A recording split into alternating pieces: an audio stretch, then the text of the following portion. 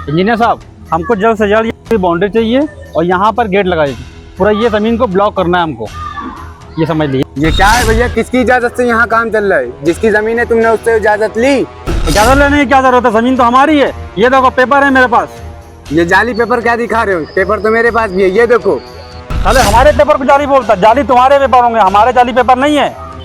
अरे क्या हुआ भाई, क्या हुआ क्या हुआ क्या हुआ? क्या कर रहे हैं इंजीनियर साहब आप? ये लोगों को अलग तो कराइए, लड़ रहे हैं। भाई मेरा जमीन का काम है, इन दोनों मामले में हम नहीं पहुंच सकते। लग रहा है अब इन दोनों को हमें हटाना पड़ेगा। ये बताओ तुम लोग लड़ क्यों रहे हो? जान से मार दूंगा इसे। जाली पेपर दिखा के कह रहा है मेरी जमीन है। इसका फैसला रजिस्ट्रार ऑफिस में होगा, सर करेंगे। चलो तुम दोनों।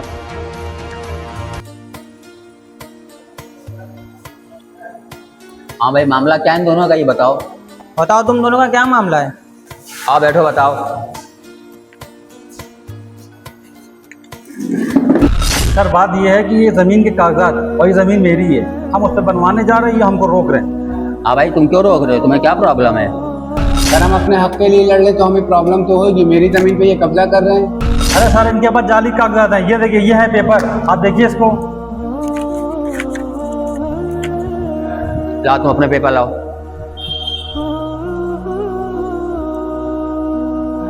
जमीन तो तुम दोनों ही के नाम पे है, तुम दोनों ही हकदार हो इसके।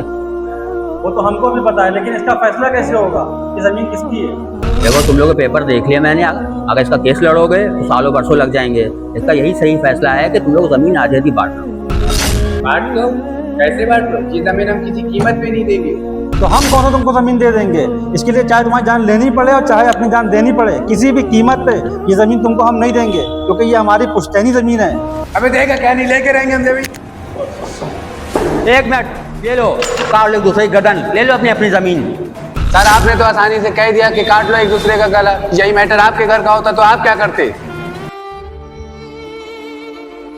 तुम तो केस लेकर आए हो, ये सेम केस मेरे भाई का भी था। वो भी एक ज़मीन के लिए लड़ रहा था, उसको मैंने बहुत समझाया, मगर उसने मेरी एक ना सुनी। जिंदगी में तो उससे ज़मीन मिली ना, आज भी वो उसी ज़मीन में दफन है। सर आपने बहुत सही समझाया। आज हम लोग भी एक दूसरे से लड़ के उसी मिट्टी पे दफन हो जाते और हम लोग की ज़मीन पे कोई और कब्जा कर लेता। अरे भाई, अगर तुम राज़ी हो तो ज़मीन को आधा आधा करके हम लोग आपस में बांट लेते हैं।